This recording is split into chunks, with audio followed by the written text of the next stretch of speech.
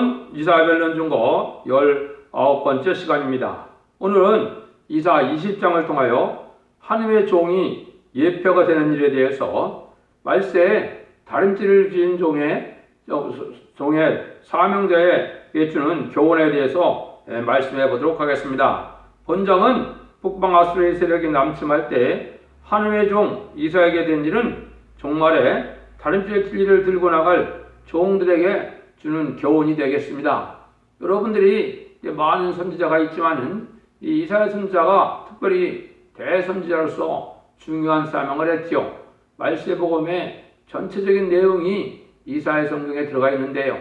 이사야가 옛날에 쪽에 쓰임받는 것은 인간 종말에 다림질을 지고 마지막으로 이 변론을 할 종에게 주는 교훈이 된다 이 말입니다. 그래서 이 일들을 통하여 어떻게 하나님의 사명자가 나오게 되느냐 이걸 또 일면적으로 볼 수가 있다 이 말이거든요. 한번 보시겠습니다. 1절 2절입니다. 아수르 사람 아수르 왕 사르곤이 군대 장관을 아두스로 보내매 그가 와서 아두스를 쳐서 지하던 곳 그때 여호와께서 아모스의 아들 이사야에게 일러가라사대 갈지어다 허리에서 배를 끄리고 네 발에서 신을 벗을지니라 하시매 그가 그대로 벗은 몸과 벗은 발로 행하니라. 이것은 이때 당시에도 가장 긴급한 문제가 북방에 재앙이 오는 일을 앞두고 2, 3년이라는 기간이 있는 것인데요. 이때 허리에서 배를 끌고 바다에서 신을 벗고 벗은 몸 벗은 발로 나서라는 것은 주의 종은 급한 일을 당할 때 슬픈 경고라는 슬픈 종, 사랑의 종이 대의한다는 것을 지금 알려주고 있는 겁니다. 그래서 시내판의 드람죄를 받은 이사야는 하나님께서 그때 북방 아수르가 내려오는 환란이 있었는데 이사야 보고 나가서 복음을 전하되 신을 신지 말고 맨발 벗고 종은 옷을 입지 말고 좋은 옷을 입지 말고 남루한 옷을 입고 나가서 복음을 전하게 했습니다.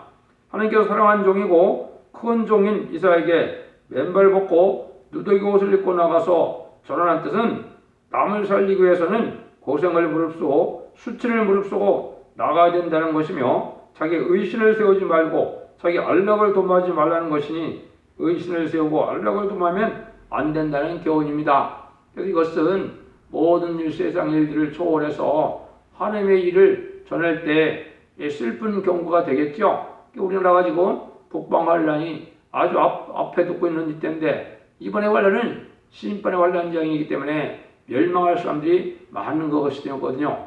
이런 말씀을 전하게 될 때 얼마나 슬픈 일이 되겠습니까? 그래서 눈물의 선지자라고도 부르는 종도 있었는데 지금 인간 종말도 마치 그와 같다 이 말입니다. 지금 그렇죠? 되어질 일을 생각한다면 참으로 이 나라 민족이 참으로 큰일 나고 또 많은 사람들이 살아날 수 없을 그런 환란이 앞에 두고 경고한다는 것이 얼마나 이게 참으로 슬픈 일이 되겠습니까? 그거를 예표하는 일이라 이 말이거든요. 3절입니다. 여호와께서 가라사대 나의 종 이사야가 3년 동안 벗은 몸은 벗은 발로 행하여 애국과 구세례하여 예표의 기적이 되게 되었느니라. 하나님께서는 시인판의 대함들을 받아 기록한 대종, 이때 당시는 이제 기록하는 사명이다 이 말이거든요. 그런 대종인데도 3년간 인간의 수치스러운 생활을 하면서 북방장이 올 때 예표와 기적이 되게 하였습니다. 이런 일들은 그때 될 일만을 생각한 것이 아니고 인간 종말에 이런 일이 다시 한번 있을 것을 말씀한 거거든요. 여러분들이 이 변론을 듣는 것 자체가 또 제가 이사야 8장에서 나왔던 것처럼 이제 이사야 변론을 영어로 번역해서 통역문자로 바알사를 하시바스라는 그 말씀에 응할 수 있도록 하는 것 자체가 이게 때가 가까운 것이고 그게 북방하려는 2, 3년을 앞두고 하는 일이 이루어지는 일이 되는 것이다 이렇게 말씀한 거거든요. 그러니까 지금 그런 때가 좀 임박하다는 걸 지금 알려주겠다. 북방 관련이 내려오지만 오는 때는 마지막 때니 우리에게 교훈이 되는 것이다. 3년 동안이나 맨발로 다니기 얼마나 어려웠겠습니까? 그렇다고 누가 잘 들어줍니까? 미쳤다고나 하는 것입니다. 지금도 북방 관련이 임박하다고 한다면 잘 들을까? 안 듣는다는 것입니다. 이사 성경에서는 이 시도 크게 쓰실 종은 멸시받고 천대받고 가난하고 가난한 궁핍한 종이라는 것을 뜻했습니다. 애굽은 재앙받을 땅인데 구스는 영적으로 흑암이 덮은 세상 내 사람들을 뜻했습니다. 그래서 이제 영적으로 깜깜한 흑암이 덮인 때가 되었고 또 재앙을 받을 땅이 됐다. 이것을 이제 애굽과 구스라는 말을 쓴 겁니다. 그래서 이것도 이 시대에 이제 결국은 한국에 대해서 말씀한 내용이 된다 이렇게 볼 수 있는 거죠. 4절 5절입니다. 이와 같이 애굽의 포로와 구스와 사로잡힌 자가 아수르 왕에게 끌려갈 때 젊은 자나 늙은 자가 다 벗은 말로 볼기까지 드러내어 애굽의 수지를 베이리니 그들이 바라던 구스에 자라하던 애굽을 인하여 놀라고 부끄러워할 것이니라. 이것은 경고의 말씀을 듣지 않는 백성들은 북방들에게 잡혀가고 이제는 끌려갈 때 이같이 수치스러운 광경을 당하게 된다 이 말이거든요. 그런데 3년이 되니까 북방 아수르가 내려와서 몽땅 이스라엘 백성들을 포로로 잡아갈 때 맨발 벗고 벌거벗고 붙들려 갔다 이 말이거든요. 환난 가운데 남을 구원하는 대표적인 종은 그 올칭줄 그 머리 미리 그 몸에다가 이렇게 보여준 것이다 이 말이거든요. 그 백성이 받을 고통과 수치를 그 몸에다 보여주며 나가 잊혔지만은 듣지 않다가 아수르 사람에게 불들여 나갈 때 수치를 당했다는 교훈입니다. 지금도 이런 상황이 벌어지고 있는 것입니다. 그런데 여기에 보면 애굽의 수치를 당한다 그랬죠. 우리가 이제 구스와를 자랑하던 애굽이 수치를 당한다. 우리나라는 지금 어떤 형국입니다. 미국이 우리나라를 돕는 역사가 있죠. 미국을 많이 의지하죠. 아마 미군도 포로로 잡히는 일이 있지 않겠나 이걸 봐서는 그렇게 볼 수가 있습니다. 그래서 이런 지금 이 경고의 변론을 귀담아 듣고 순종해야 되는데 그렇지 않다가 이제 북방 환란이 올 때 이러한 포로로 잡혀가는 수치를 당하게 될 것이다. 이걸 볼 수가 있거든요. 그래서 나홈서에서도 보면 왕후까지도 에게 끌려간다는 말을 했거든요. 이걸 본다면 이게 환란이 아주 심한 환란이 올 것을 말씀한 것이죠. 6절입니다. 그날에 이 해병거민이 말하기를 우리가 믿던 나라 곧 우리가 아수르 왕에 벗어나기를 바라고 달려가서 도움을 거둔 나라가 이같이 되었은즉 우리가 어찌 능히 피하리오. 하늘을 의지하지 않고 인간의 세력을 의지하다 보면 재앙이 올 때 어찌할 수 없는 그런 후회막심할 일이 벌어진다는 얘기거든요. 두려워하지도 않고 애굽을 믿던 이런 사람들은 다 아수르 왕에게 목격을 당할 때 후회막시게 된다는 말인데요. 이런 말씀을 주실 때 하느님의 보호를 바라보지 않고 이게 인간의 세력을 의지하는 사람들 수치를 당하는데 아마도 이걸 본다면 미군의 피해가 상당하려고 생각이 됩니다. 우리에게 별 도움이 될 수 없는 이유는 심판의 환란지향이기도 하지만은 북한에는 독가스 세균전, 화생방전, 땅굴 이런 좋은 나라에 무기가 발달하고 이러한 화학무기 같은 것이고 또 적과 또 아군이 구분이 안 되죠. 같은 민족이니까요. 이런 시국에서 우리가 전쟁이 만약에 난다면 불법 무기를 쓰는 이 공산당 세력을 당하기 어려울 것입니다. 결국은 승리는 하게 되겠지만은 피해가 이렇게 많이 당한다 이 말이거든요. 그 이유는 음란부패 사치 타락해서 우상 숭배자나 용공협상자들이 악을 행하는 자가 많거든요. 이 자들이 멸망을 하려니까 하나님이 이러한 심판을 준비했다 이렇게 보는 것이 맞는 겁니다. 그래서 우리가 하나님 앞에 인정을 받는 것이 이렇게 쉽지 않고 지금도 하나님의 이제 쓰시고자 하는 인격의 한 종이 나타나기를 기다리고 있는 때가 되는 건데요. 이것은 다른 죄를 지은 종이 되어서 하나님이 이제 들었을 만한 권세 능력을 주고 증인 권세를 주고 자유로운 권세를 줘서 들어쓰는 종을 기르는 일이 되고 또한 한편에서는 그 진리의 말씀을 전함으로 경고하는 일이 되는 겁니다. 그래서 이것은 모든 예언서 계시록을 본문 그대로 이 시대에 맞게 해석을 해서 이걸 온 천하가 다 듣게 하는 것이 이게 말세의 사명제의 사명인데요. 그걸 계시록 10장 11절에서는 다시 예언의 사명이라고 그랬고 그 사람들은 선지서를 다시 예언하기 때문에 두 선지자라고 그랬는데 이거는 14만 4천 명의 변호 성도가 다 선지 사명을 갖게 되는 거거든요. 그래서 14만 4천 명이 물론 차게 되고 나서 올라오는 환란은 3차 세계대전이 되겠지만은 지금은 이제 그런 때가 아니고 한국이 먼저 이제 심판의 환란을 받게 되는데 이때를 앞둔 때다 이렇게 보는 것이 맞다 이 말입니다. 그래서 하나님은 이걸 인간의 참된 종을 기르기 위해서 참된 종을 또한 골라내기 위해서 이 거짓된 종들을 멸망시키는 일이 있는 거거든요. 그래서 검열을 할 때 7가지를 검열한다고 말씀을 했거든요. 첫 번째는 심지가 견고해야 된다. 하늘을 향한 믿음이 굳건해야 된다 이 말이죠. 사상이 바라야 된다. 이거는 진리사상, 멸공사상에 특별해서 하나님은 진리대로 역사인분하는 것을 철저히 믿는 사람이 되어야 된다 이 말이거든요. 또 세 번째는 순종을 보시는데 진리 앞에 완전히 순종하는 이러한 상태가 되어야 된다 이 말입니다. 진리를 자기 마음대로 판단해서 이걸 왜곡하거나 순종치 않으면 하나님이 들을 수가 없겠죠. 하나님은 1.1을 가감없이 하나님이 책임지고 역사하는 거기 때문에 말씀드려야 된다는 것에 절대적인 순종이 있어야 된다 이 말이거든요. 그 다음에는 기도의 분량이나 호소의 분량이 차야 역사를 할 수 있다 이 말입니다. 성령 충만함을 많이 받아야만 이게 하나님의 뜻을 사명을 감당할 수 있는 일이라.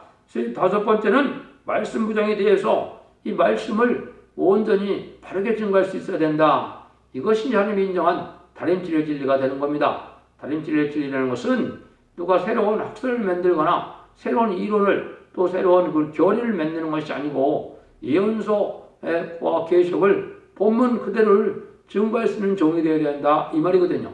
하나님은 2500년 내지 2700년 때 썼던 모든 선지자의 예언서는 인간중에 될 일을 예정하고 쓰신 거거든요. 그 일들이 이 시대에 이루어지는 데가 몽땅 이루어질 때가 지금이니까 그 말씀을 바로 증거해야만 되겠죠.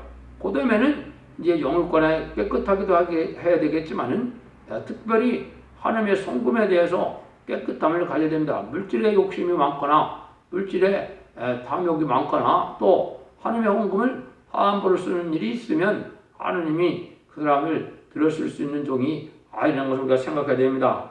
그 다음에는 하나님이 인정할 만큼 겸손해야 되거든요. 이것은 은혜를 많이 받아서 하나님 앞에 깨끗함을 입게 돼서 진리 앞에 순종하는 이 겸손이 아주 온유와 겸손한 주님처럼 그런 인격을 갖춰줘야 된다. 이걸 볼 수 있는 거거든요. 이런 걸 본다면 말씀의 사명이라는 것은 성경적으로 보면 이제 요셉의 환난을 다 겪게 되고 야곱의 시련을 겪게 되고 다윗의 고난을 겪게 되고 욥의 인내를 겪게 되는 일이다. 이런 일이 있을 때 그것을 다 건드려서 하나님이 쓰신다 이 말이거든요. 그래서 하나님께서는 경계나팔을 부는 정도 반드시 쓴맛을 보게 하는 것은 재앙이 남은 종이 될 자기를 건드리는 동시에 그 종의 말대로 재앙을 내릴 것을 가르친 것입니다. 그래서 이제 세상적으로 인정받고 세상적으로 큰 교회고 세상적으로 학문적으로 높은 지혜에 있거나 이런 데들 안에 들어 쓰는 것이 아니거든요. 인간 옛날에도 아모스가 들었을 때도 보면 아마사 선지자가 선지자학교를 나온 선지자였지만은 농촌의 아모스를 들었었는 것처럼 인간 정말에도 그런 일들을 하나님 예표적으로 보여줘서 그 일들을 진행될 것을 보여준 거거든요. 그래서 하나님이 지난번에 이사 13장 4절에서도 보면 하나님이 인간 정말에는 군대 검열을 하게 된다 그랬죠. 이 군대 검열한다는 것은 14만 4천 명의 무리를 다 하나님이 검열해서 변화성도에 입맞는 역사를 진행하게 될 것을 말씀하신 거거든요.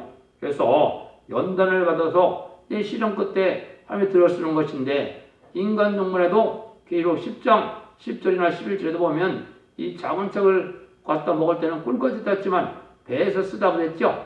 아주 시련이 극심하다 이 말입니다.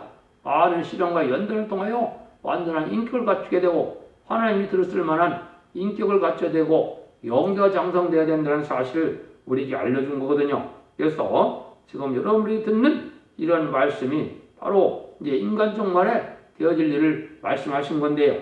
그런 일들이 이제 한국의 상황을 제가 아까 나홈서 2장이라고 그랬죠. 나홈서 2장에서도 보면 어떻게 예언이 되느냐. 나홈서에서도 보면 우리가 아주 심각한 피해를 당할 것을 우리에게 말씀을 하셨거든요. 그래서 제가 그거를 잠깐 말씀을 드려보면 한번 읽어드리겠습니다. 그래서 나홈서에도 보면 우리나라가 어떻게 이제는 많은 일들을 당했느냐 이렇게 되어 있습니다. 그래서 1절부터 한번 보면 파괴하는 자가 너를 치러 올라왔나니 너는 산성을 지키며 길을 파수하며 네 허리를 견고히 묶고 네 힘을 크게 굳게 할지어다. 여호와께서 야곱의 영광을 회복하시되 이스라엘의 영광 같게 하시나니 이런 약탈자가 약탈하였고 또 포도나무 가지를 없이 하였습니다. 그의 용사들의 방패는 붉고 그의 무사들의 옷도 붉으며 그 항우를 버리는 날에 병거의 철이 번쩍이고 노소나무청이 요동하도다. 그 병거는 고려 미치게 달리며 대로에서 이리저리 빨리 가니 그 병은 횃불 같고 빠르기가 번개 같도다. 이거는 북방 환란에 북방 군대가 내려와서 환란을 일으킬 때 아주 훈련이 잘 되고 많은 피해가 있을 걸 얘기한 건데 훈련이 잘 된 그런 모습이죠. 그러니까 지금 이것이 북한의 게릴라 부대다. 게릴라 부대가 활동하는 모습을 표현했다 이렇게 볼 수 있는 거죠. 근데 그때 하나님이 어떻게 하시나? 그가 정결한 자를 생각해내었니? 그들이 엎드려 달려서 그 비성이를 막을 것을 예배도다. 요거 정결한 자는 하나님이 이제 권세 있는 걸 써서 말씀의 권세로 이제 북진 통일할 때를 말씀하는 건데요. 이거는 하나님이 음란부패 사태 들어가서 멸망할 때를 멸망하고 난 다음에는 하나님이 천황적인 역사로 이제 통일시킬 때를 말씀하신 거거든요. 다 그냥 두면 다 죽게 되니까 하나님 정한 그때에 맞게 된다 이 말이거든요. 근데 그때 어떻게 되느냐? 강들의 수문이 열리고 왕궁이 소멸되며 그랬죠. 강들의 수문이 열린다는 것은 아마도 전쟁은 이 연세에 보면 홍수를 많이 표현했거든요. 그럼 이것은 뭘 뜻했겠어요? 아마 이제 땅굴을 많이 뚫어놨는데 그 땅굴을 통하여 이 게릴라나 북한 군대들이 나올 것을 예표했다 이렇게 볼 수가 있거든요. 근데 왕궁이 소멸된다 그랬죠. 그러니까 여기서 말하는 왕궁들은 뭐예요? 물론 지금을 하면 청와대도 됐지만 시장이나 도지사나 이 높은 자들이 방백들이 있는 곳이 이게 궁들이거든요. 이것이 다 소멸된다. 왜? 지도자가 지금 부패되고 악한 지도자가 많다는 뜻이거든요. 근데 이때도 어떤 일이 벌어지냐? 정몽들의 왕후가 벌거벗은 몸으로 끌려가며 그 모든 신하가 가슴을 치며 비둘같이 슬피 우는도다. 이걸 본다면 이게 대통령 부인이나 청와대에 있는 여직원들도 여기처럼 신녀가 슬피 흘리며 이제 가슴을 치는 때가 온다 이 말이죠. 이게 환란의 피해를 당할 때 이런 일이 있을 것을 우리에게 보였다 볼 수 있는 겁니다. 이런 일들을 통해서 여러분들이 좀 각성을 받고 심판의 환란장에 우리가 죽지 않고 이제는 영광의 생활을 이루어서 선주권을 이루는 일이 있게 되는데요. 이것은 진리 앞에 온전히 순종해서 이 변론대로 순종하는 신앙의 참된 신앙 노선을 찾으시고 말세의 사명자들의 역사하는 첫대의 역사를 여러분이 받아 순종하면 이런 영광을 볼 수 있게 되는 거거든요. 여러분들이 이걸 잘 분별해서 참된 사명자가 어디에 있으며 하나님의 뜻을 쓰는 중이 어디 있나 이걸 잘 분별해서 진리 앞에 순종함으로 이제 환란 과정 안에 죽지 않고 살아남아서 새 시대의 백성도 되고 또 선지국가의 사명자도 되어서 재림들을 영접하는 이런 영광을 드리는 복된 종들과 성도님 되기를 예수님으로 축원드립니다. 아멘.